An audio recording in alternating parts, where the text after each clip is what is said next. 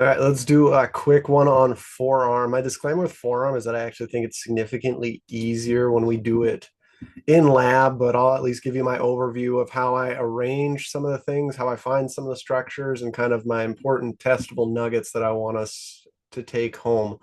So let's go ahead and hide brachyrad first to make this anterior compartment a little easier. Whenever I'm trying to orientate myself with the expected superficial muscles of the anterior forearm, I'm looking for four of them. The four of them are there. Palmaris longus sometimes isn't there in some people, but when it is, I can take my fingers and use them on my forearm here, and I can actually have a pretty good representation. When I take my thumb, wrap it around the inside of my elbow, the medial side of my elbow, and I put one, two, three, four fingers on my forearm like this. I end up arranging it so my middle finger is pointed towards my radius there. That's a pretty good representation for the four superficial muscles that I expect to find in my forearm with their expected arrangements and orientations. My finger, index finger, ends up turning into pronator teres. Your middle finger then would end up being flexor carpi radialis. Your ring finger would end up being your palmaris longus, and your pinky finger would end up being your flexor carpi ulnaris. So that's what I do to orientate myself to the superficial muscles of the anterior forearm. So let's kind of start with, how about flexor carpi radialis?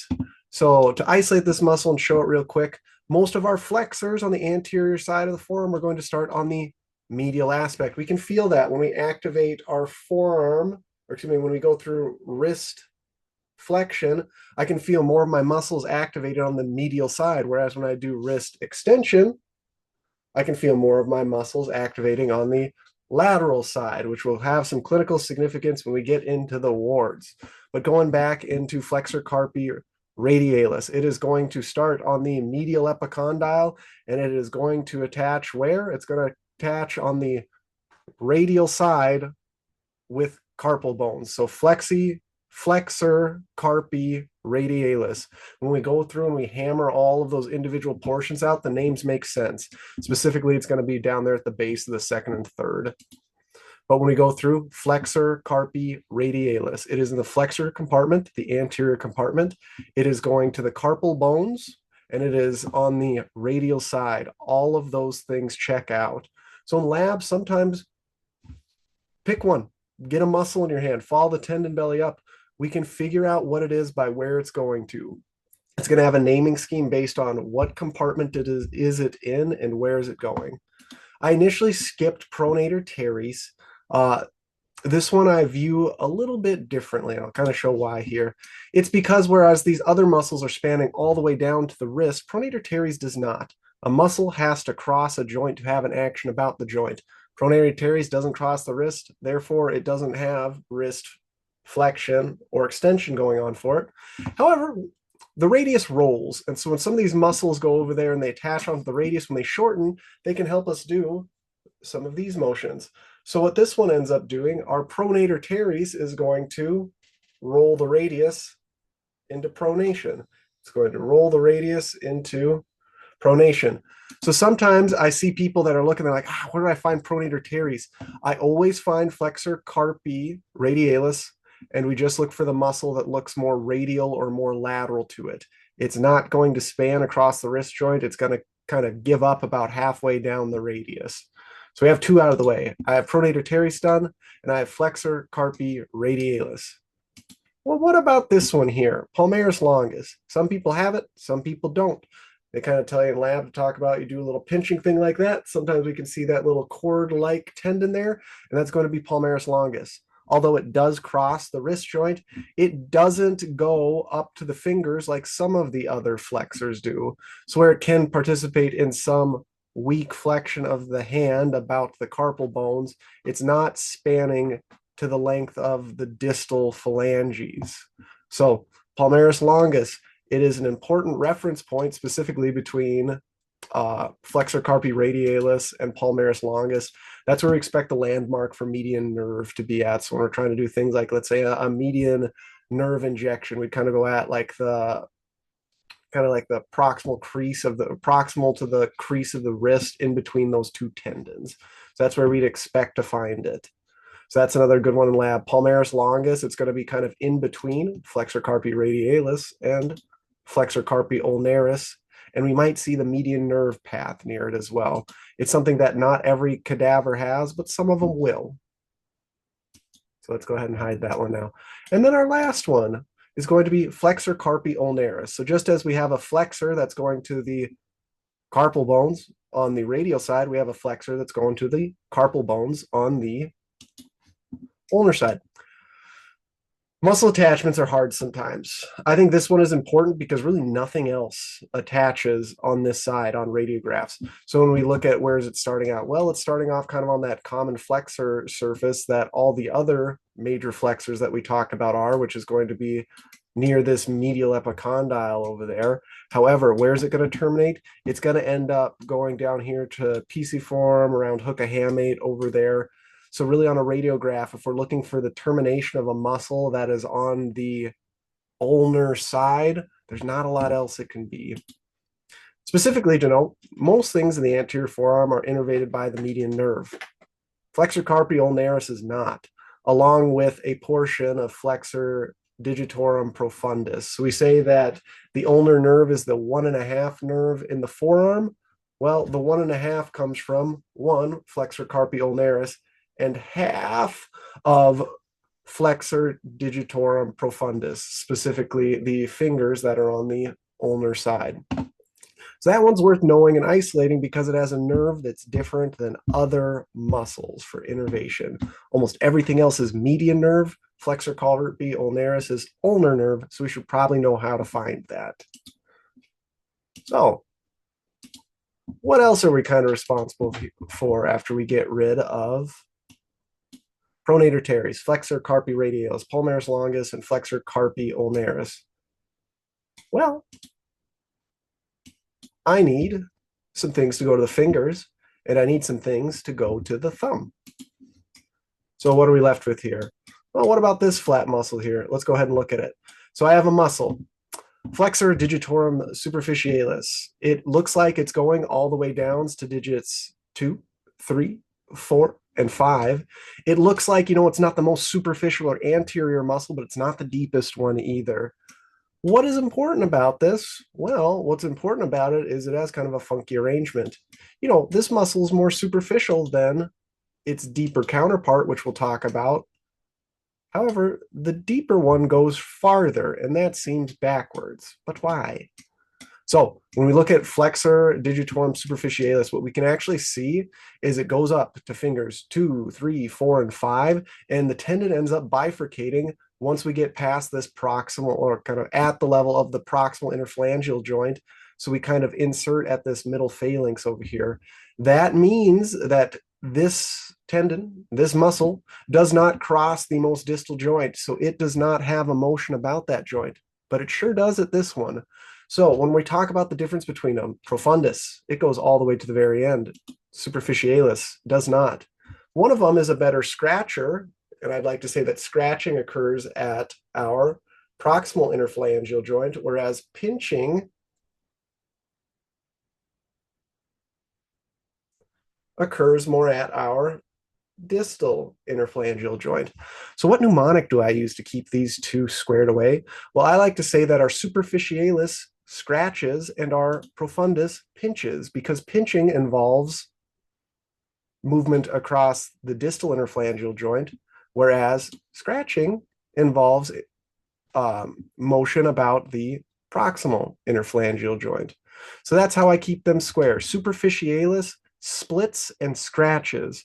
Profundus is deep because it's profound. It's deep in thought. And profundus pinches because it goes all the way. Flexor digitorum superficialis, easy innervation. Once again, everything is median. However, when we start getting towards flexor digitorum profundus here, it actually has a split innervation, whereas digits 2 and 3 might be innervated by the median nerve. Digits 4 and 5 are going to be innervated by the ulnar nerve. So once again, to recap, we have two things. 1.5 is the math that Dr. Meyer likes to use. Things that are not innervated by the median nerve in the anterior compartment of the forearm, and that's going to be flexor carpi ulnaris and flexor digitorum profundus on the ulnar 2 digits. So once again, kind of appreciating where this thing paths, we are going to see it go all the way down across the MCP joints, across the PIP joints, and across the DIP joints. This is going to be the one that goes to the very tip, so it participates in pinching as opposed to scratching. So if that confuses you, you can hunt me down in lab and we can talk about it much, much more. But that's the arrangement that I use. Superficialis splits, profundus goes to the very end. So splits, scratches, superficialis, profundus pinches. And because profundus is so deep, it is so profound, it has the special innervation for it. Really, all we got left, though, when we talk about some of our extrinsic muscles of the hand is this one right here. Flexor pollicis longus. Is there a flexor pollicis brevis? You bet. Are we responsible for it on our exam now? No, because we save the intrinsic muscles of the hand for the second unit. So what does this one do? Well, it's going to be a flexor of the thumb, and it's going to be the longer of two. So where's it pathing? Kind of on the front surface of the thumb to facilitate the motion of flexion, which occurs in this plane. So we do have a flexor pollicis brevis. However, it's going to exist up here. Flexor pollicis longus is going to be the extrinsic muscle of the hand. Once again, it sounds silly, but I like to say all parts of the name to keep them absolutely rock solid in your head. Because if you just say flexor pollicis on the exam, I don't know if I can count that as totally right because we technically have a brevis and we technically have a longus. Be comfortable and confident saying which one you're referring to. All right, and really all we have left is the meat bracelet, pronator quadratus. It pronates. Cool. It goes from the fixed structure of the ulna on the radius, and it lets us kind of close and close. Once again, innervated by median nerve. Not too much special. You know, we don't always talk about blood vessels and nerves in some of these videos, but while we're here, why not? Specifically to talk about some of the arterial structures here. You know, we do see the radial artery pathing very nicely on the radial side, and we see the ulnar artery pathing very nicely on the ulnar side. But how did we get there? So we had our brachial artery, which we can appreciate in that antecubital fossa because we go tendon, artery, nerve as we go lateral to medial. The radial artery and the ulnar artery are going to form after we get to a bifurcation. The side that's going ulnar is going to become ulnar. The side that's going radial is going to become radial. However, what's important to note off of the radial artery is sometimes we have the common interosseous artery, which will eventually split into two other arteries. There's going to be a posterior interosseous and anterior interosseous.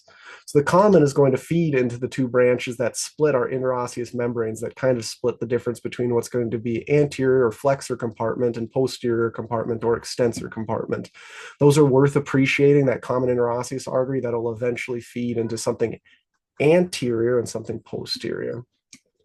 So with all those out of the way, let's go over to extensor surface. And when we talk about extensor surface, similarly, we kind of set ourselves up for success by starting at like a common flexor tendon, which is going to exist more on the medial aspect of the anterior arm.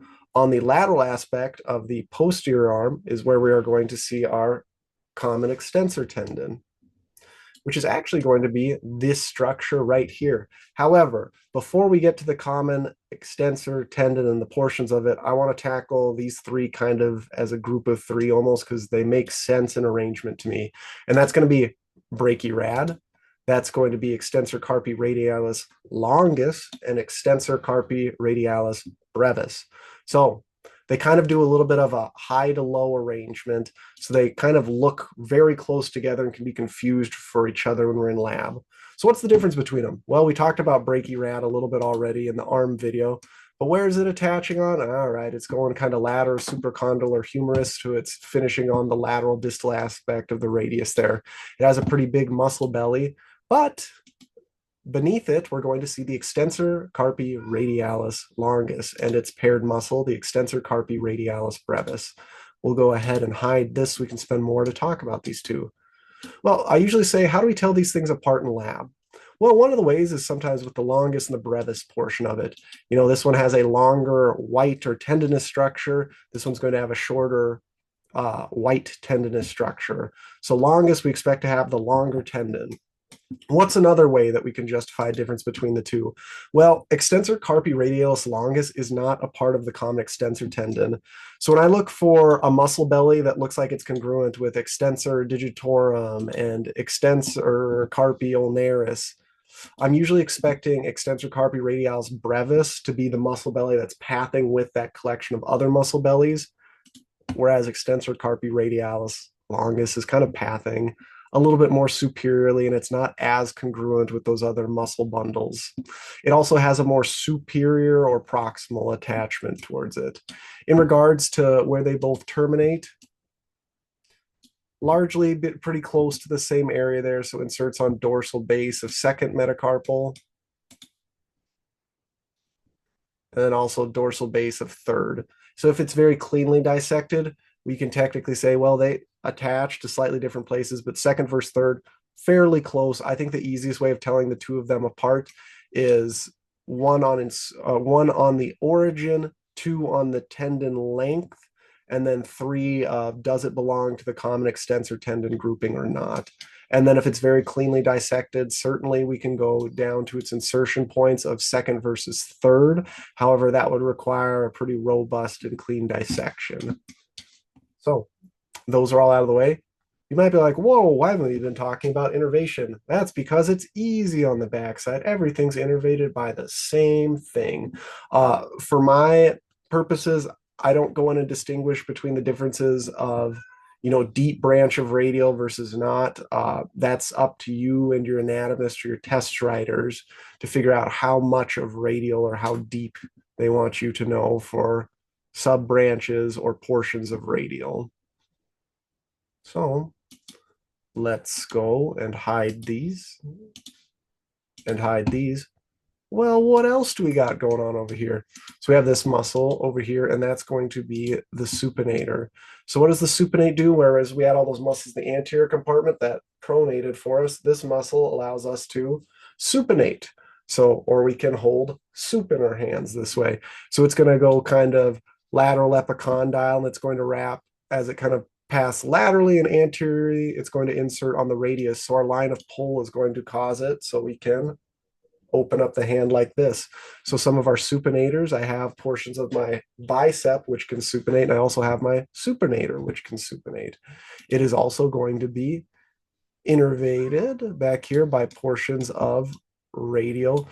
Specifically worth noting, though, as radial begins to path back here, deep radial goes and sneaks kind of on the underside of supinator. So we have supinator now out of the way. And what else are we dealing with? We did Anconius last time. Well. What do we have here?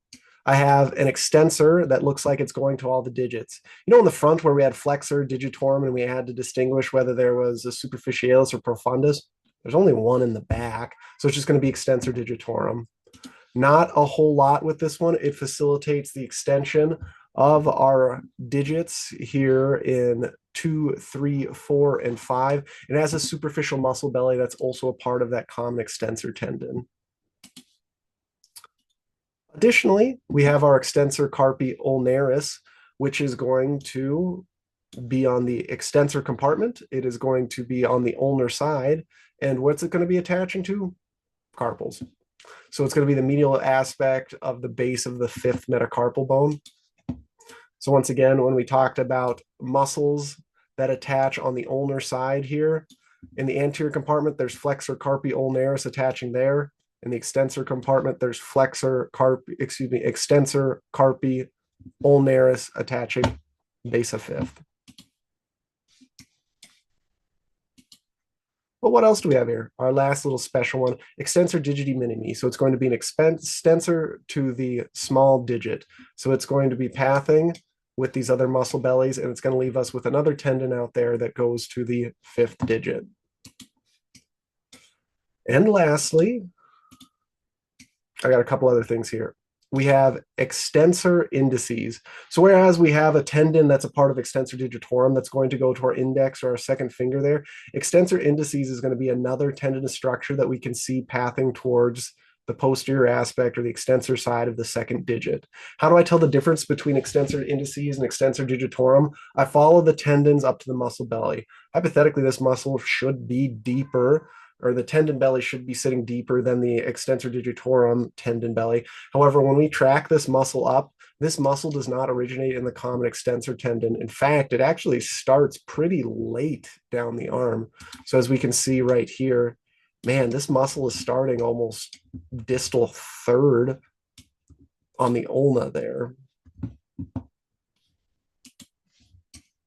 So extensor indices, I'm looking for a muscle that's going to the index finger and it's not really traveling that far up. It's not going to the common extensor tendon. It is deep. It looks like it's originating on the like distal third of the ulna. How about?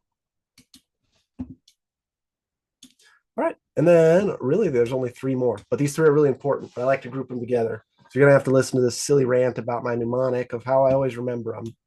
So we have these tendons up here. They'll make up our anatomical snuff box. It's important because the scaphoid can lie underneath or within that area there. But for this exam, we have two tendons and we have one tendon. What are the tendons and how do I keep them together? Well, I have abductor pollicis longus. I have extensor pollicis brevis. And I have extensor pollicis longus. And how the heck do I tell which one's which?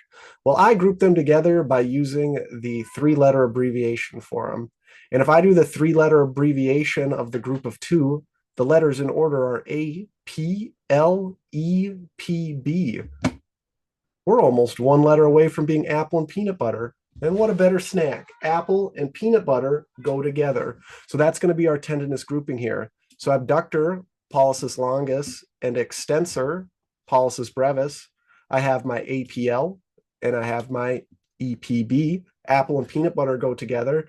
So abductor pollicis longus and extensor pollicis brevis are going to be the two tendon cord that we can appreciate over here, whereas extensor pollicis longus is going to be the one that travels kind of solo by itself. So when we go back and we look a little bit more proximal on muscle bellies, these two muscle bellies in lab, sometimes they look like they're kind of blended together. You can blunt dissect out or use a probe to separate the muscle bellies, but it's easier to tell when we start getting to some of the levels of the tendinous cords that we can actually feel. On yourself, you can certainly roll your finger over both of them. However, when we give the thumbs up, when we do the snuff box, we have our kind of cord of two that we can appreciate and our solo one. So once again, it's a silly mnemonic. It's a stupid mnemonic. But how do I remember which ones go together? Apple and peanut butter go together. APLEPB. And that's really all I got. Basically, everything in the anterior compartment, besides 1.5 muscles, are innervated by your median nerve. Ulnar helps out with flexor carpi ulnaris, and half, or the fourth and fifth digit of flexor digitorum profundus. And then back, it's really all just different shades of radial back there. When we're dealing with our anatomic snuff box, remember that apple and peanut butter go together. And when we're dealing with our flexors of the fingers, remember that our superficialis helps us scratch because it splits and is more superficial, whereas the profundus is deeper and more profound, and it goes all the way to the end. So profundus pinch, superficialis scratch, superficialis splits. Profundus has the half innervation where the medial half, or actually the half that are closer to the radial side are going to be median nerve, and the two ulnar digits are going to be ulnar nerve. Once again, this stuff gets way easier when we're actually in lab, and I think it's more practical when we can just grab some of these and name off what do they do. Practice makes perfect in the anterior and posterior forearm because we have long muscle bellies and long tendon cords. Don't be afraid to grab them, follow where they go, tug on them, and move them out of the way so you can see your deeper structures. Practice it a little bit this weekend, and then let me know if you have any questions, okay? All right, have a good day.